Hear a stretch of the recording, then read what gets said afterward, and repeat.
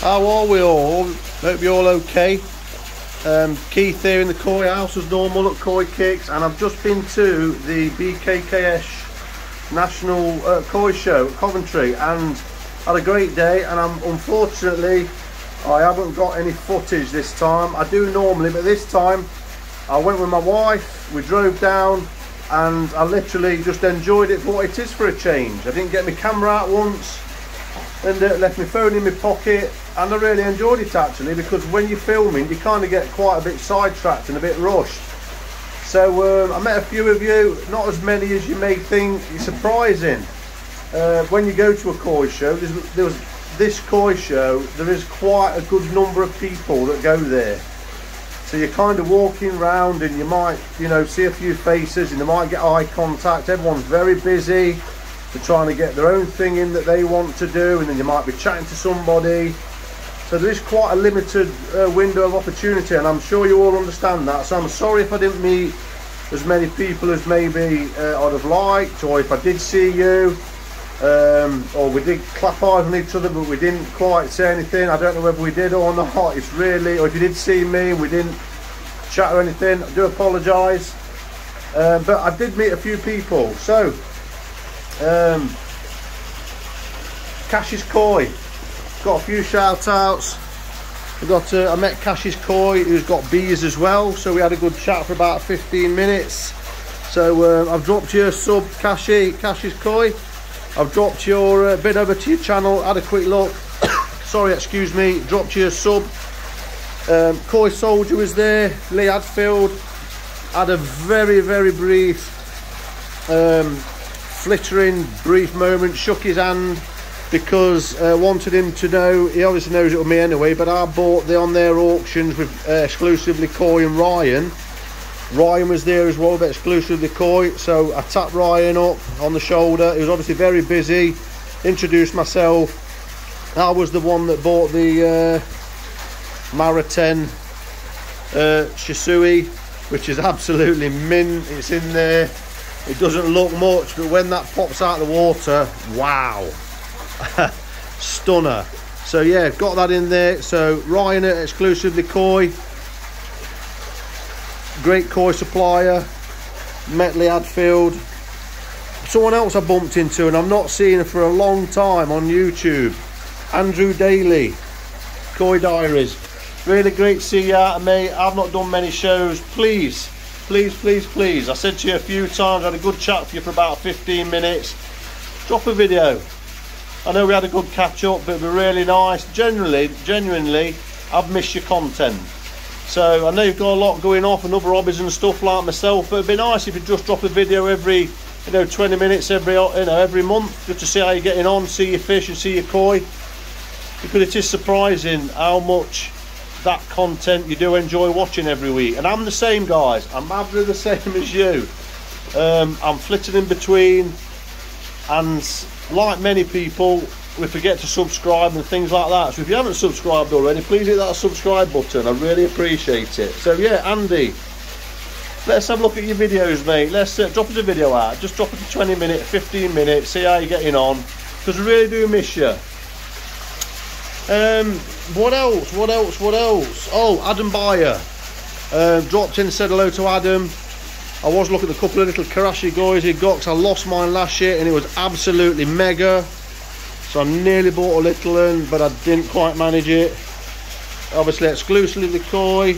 And Vince at Twisted Koi. Hi Vince, met you for the first time in person, shook hands, had a little hug. Appreciate that, mate. I know it was only fleeting, what, 15-20 seconds worth, if that. And there was someone with you, mate. I had a good chat with him and I can't remember his name, so I do apologise.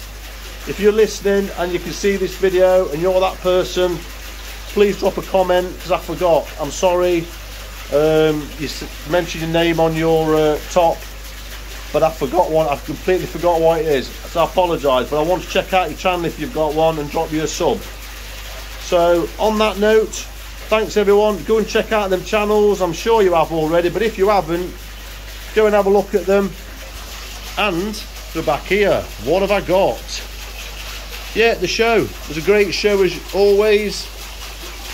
It's £12 to get in, so it's not the cheapest to show, so I paid for the missus as well. So that was £12 each, 24 quid. You do get a magazine though, like a show guide, which is really good. It's on for 2 days. Some great koi dealers there. You know, these koi dealers, Southwest Koi, Exclusively Koi, who else? There's quite a lot of koi dealers which I wouldn't normally see because I don't travel that far, I'm afraid. Yeah, there's loads. There was loads. So yeah, you see a lot of faces. So there's the show guide. It's actually the Saturday. I went on the Saturday.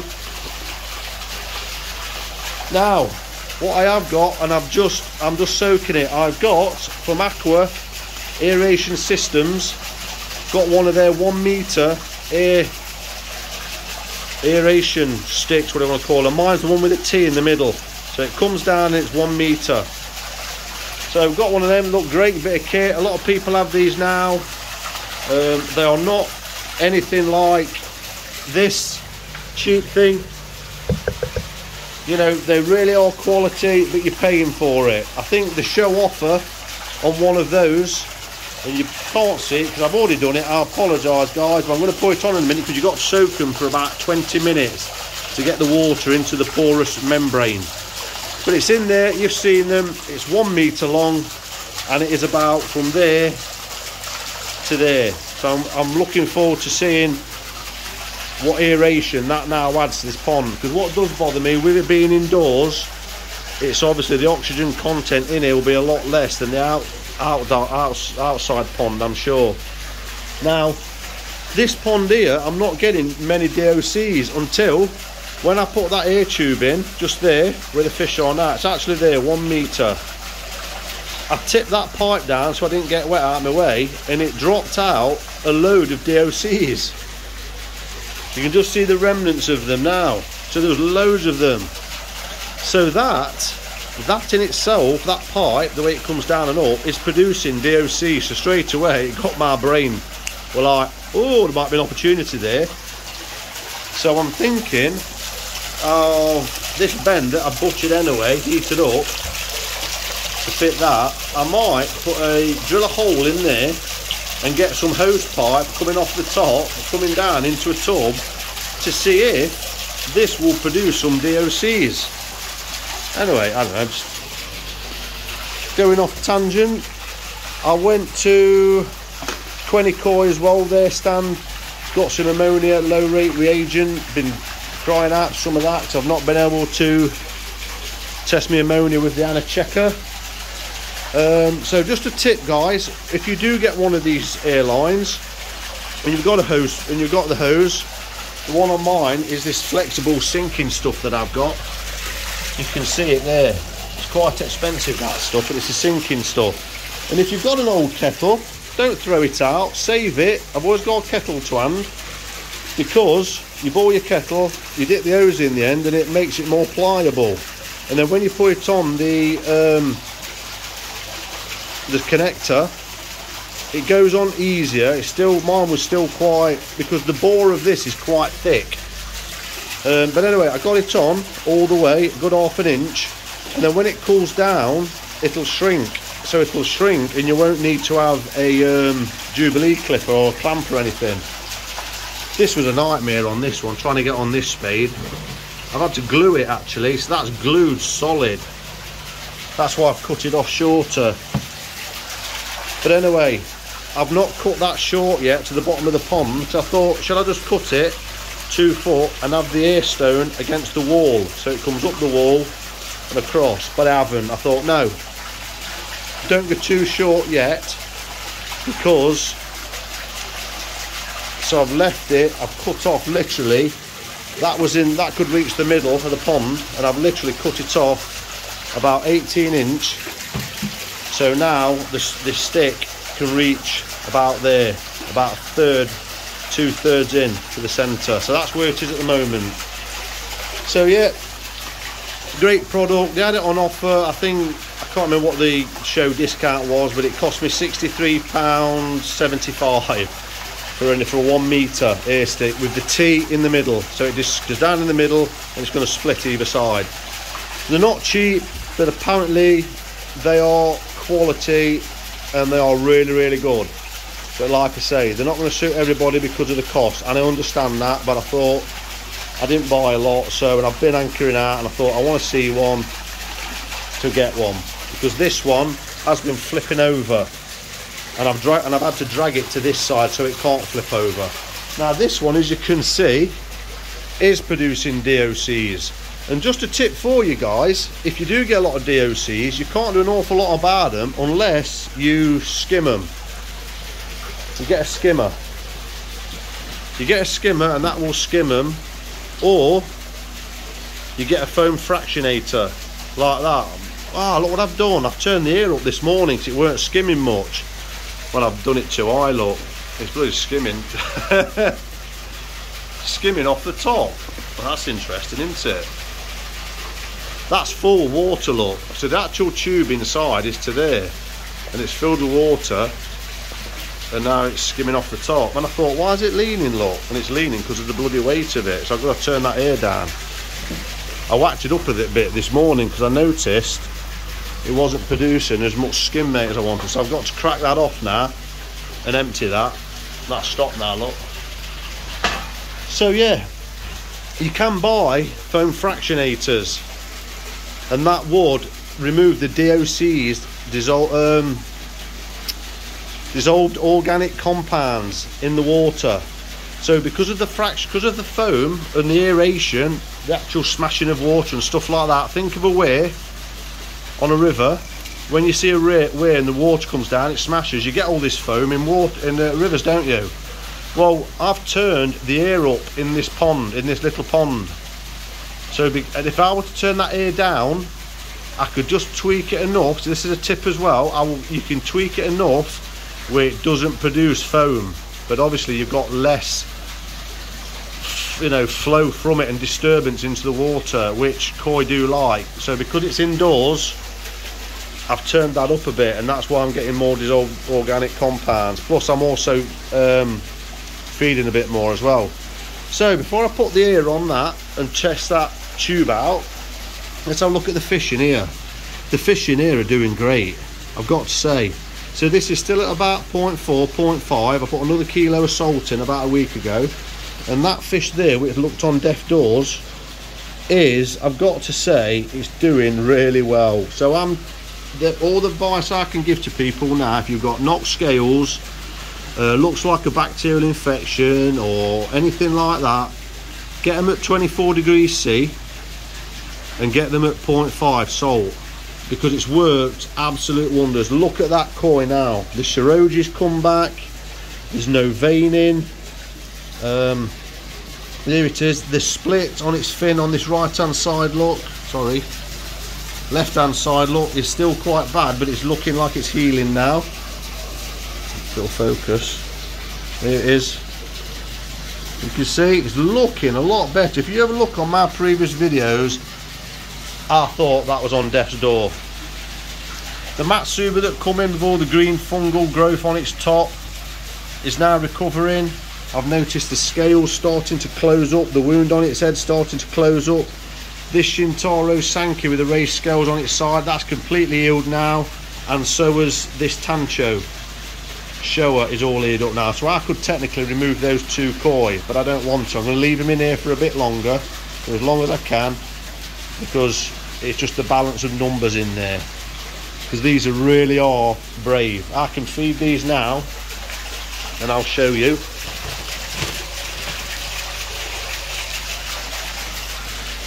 Growth, put some growth in there and get them up. This one's thinking about it, look.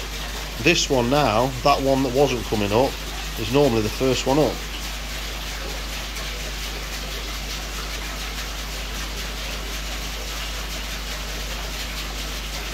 I am literally standing over this water, so they are a bit. So let's just be thinking, is he fishing? He's fishing, he's going to catch me.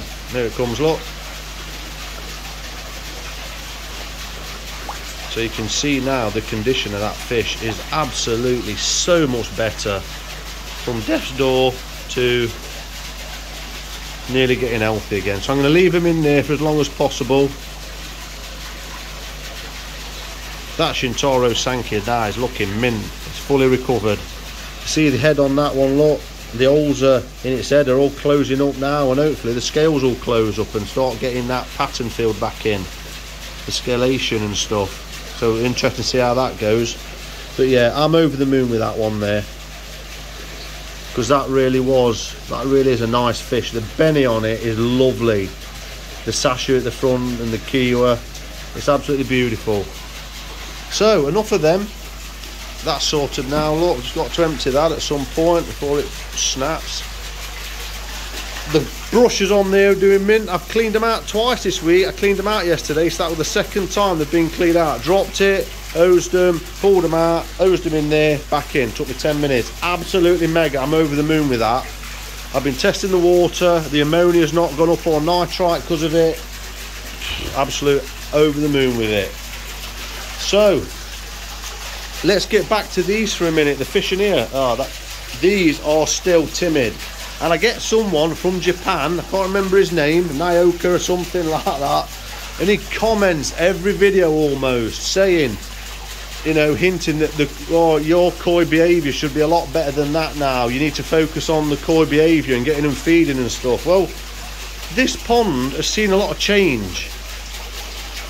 And before I lost those 3 fish 6 to 8 weeks ago, that Achiba would have been up by now and feeding, and they'd have been at the food. And I can say, guys, since then the dynamics of this pond have changed, and they are not feeding as quick as on it, but they will eat all that food. So again, I've come in here now, I've got these out, I've had my arms in the net, I've done it, I've chucked that tube in on there. So they're not going to be on it. So you've got to bear in mind, guys, and this guy from Japan, whoever he is, I might come in here twice a day, 2 times a day. So to these fish, I am technically a stranger, because what they hear is, they hear a bang and a clunk, and you know, they think, what's going on? And then every time I'm coming in messing about. So every time I come in, I'm messing about and changing something. So yeah, I know that's not right, but in a lot of ways, I know when I'm not in here, these are eating a lot of food because I'm leaving them alone. I'm not disturbing them. You know, if you think I'm probably in here half an hour, 45 minutes out of 24 hours of the day. Well, they're feeding now, look, they're coming up for it there. So they are on it, but they're still a bit weary. So what I've done, they're on 12 feeds a day, and I've turned them down now to 1. So because they wasn't feeding as much as I wanted to, and I was seeing when I come in, say if the feeder goes off at 6 o'clock, I was noticing still at 6:30 there's still some food left. I didn't like it, so I've took some feeds off. So even though the nitrite and ammonia wasn't bumping up too much, it was just being left for too long. So I've reduced the feeds back down to number 1. So number 1 on that, and I've got my little, it's like that, because I haven't got the reducer on it, I've made my own. That drops about in between 6 and 8 grams on number 1, and I've got it on 12 feeds a day. There's not a massive amount of food going in there, but they're not, you know, Tamasaba came up then, did you see it? Funny they are. There's the, where is it? The Ashui. I sat here and watched them last night, and what's nice, because you like to see fish feed, don't you? The Sakai fish farm, Tancho Sanki. So the Sakai fish farm, Tancho Sanki, is feeding. It's quite greedy actually. It comes up, nips the food out. The Shisui from Exclusively Koi I've seen feeding. I've just seen the Kuro Goski from Sunnybank Koi come up and take some food. There's the Sakai fish farm, Tancho Sanki, look at that. It's a shame I can't see it very great at the minute, but it's an absolute cracking fish. So yeah, doing alright. The Cactually now has settled down. It doesn't fluctuate anymore. It's MV of 322. And I think the answer to that was I stopped using this double powered outlet. I think this had too much power. I'm sure they're only 1 amp and these are 2.1 amp per channel, and I think it wasn't stable. So since I've gone back to their sockets, which I don't really like, I hate them actually, it has stabled down. So if I could find a double outlet at 1 amp, 1 amps per outlet, I'd have one. So but since putting that one in, it's pretty steady. 322 MV, 7.7, and it drops about 7.4, 7.5. I come in the other morning quite early and it was 7.5 something, can't remember what it was. The temperature, the air source heat pump kicked in yesterday because it's been nice and warm, then it had a little chilly spell. So yeah, I think this behaviour is normal considering the mixture of koi and the amount of times I've come in. You know, look, there's the Shisui coming up and feeding there. Yeah, look on the top. The Tamasaba's lurking underneath there, I can see it, big fat body. There's that shower just come up. That Kajaku's looking nice. There's the Momentero shower just came up as well then and took some food. So they are feeding, and when I'm not here I'm pretty sure they'll be feeding more than that.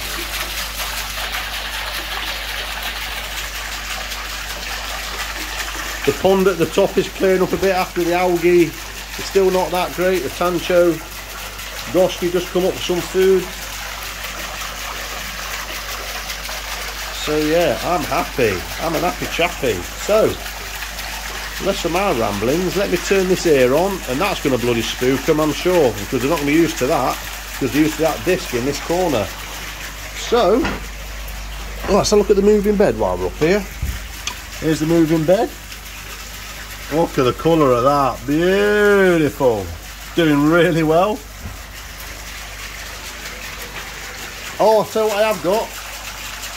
I've got, finally, and this is going to be on the next video for sure, I wanted to get some, what are they called? Filter sacks, and I forgot to look for them at the koi show because I bought some Canterbury Spa. You know when you've got a rendered property and they've got that stuff that you just, remember you was younger and you scrape your arms on it, if you went near it with your elbows, it's dead sharp. Well, that stuff, apparently, if you put a bag of that into your filter system, it's safe, and apparently it keeps your KH stable. So I got a sack of that, a 20 kilogram bag from a builder's merchants. It's pure stuff, it's good stuff. Cost me about £12 for the bag, and somebody on one of the Facebook groups, if somebody mentions KH, have a look. Every time this chap will pipe up, and I think his name is Terry, if I remember right. I can't remember, it might not be, but I think his name's Terry anyway, and he pipes up every time. Get some Canterbury Spa, put a sack of that in your filter, and your KH will be stable. So it's going to be interesting. I'll put that in and I'll show you. Yesterday, my KH last night was 2 on both ponds. So I put a little bit into both, so just to keep it topped up and stable at that level. So if I can get a filter sack or 2 and hook it onto something in here and have it hanging in here, then I will see if it makes, you know, feeding there, look, lovely, and I will see if it keeps my KH stable, because I know that my KH at this time of year, if I was to put it up to 4 for example, within a week or 2 we're back down to 2, and I don't like going up to a number, let it deplete, up, deplete, up, deplete. I like to keep it trickling in. Shisui just come up with some food, they're feeding really well today. Oh, there's the Tancho Sankey, The Sakai fish farm just come up for a piece. I love it when they do that because I know it's getting some food and I hope it's going to bloody grow. So it's feeding really well now. I think as well, because I've downed the food a little bit, I think they're possibly getting too much because it comes on I've got it set to come on every 2 hours. So it's 7:30 in the morning it comes on, then it comes on at 8, and then every 2 hours after that. And then at 2 o'clock it goes off, and then back on at 7. So let's pop this on and let's see. I'm going to put it on full. Let's see. Oh, there it is. Can't really see it. Let me move this over here a bit. Let's have a look. Put it over here. Oh yeah, that's nice. That's good. So there it is. You can see it there. Can you see it? It's like a metre curtain of air. So it's not about for me what it looks, it's about what it's putting in. So hopefully, because they're finer bubbles, it's going to have more pull, you know, more bubbles. It's going to pop on the surface, putting more oxygen into the water. It's not the actual air pump. I've said this many times, they do not create oxygen. It's the movement of, it's the bubble being released that makes velocity in the water, pulling other bubbles with it, pops on the surface, and that's what creates the oxygen, because that bubble pops and releases the oxygen. Yeah, that looks pretty good. You see it? Happy with that? Right, on that note, from me at Koi Kicks, if you've not subscribed, please hit the subscribe button, please hit the notification bell, please hit the like button. If you haven't liked it, hit the not like button. Oh, there was someone else, so thanks for watching, but there's one more thing I've got. There was someone from America, a lady, that put a comment on my last video. I didn't see, I did try and have a little look out, but I thought I'd see a shirt or t-shirt or something, but sorry I miss you. Hope you've enjoyed your weekend in the UK and your week in the UK. Hope you enjoyed the show. See you all on the next one.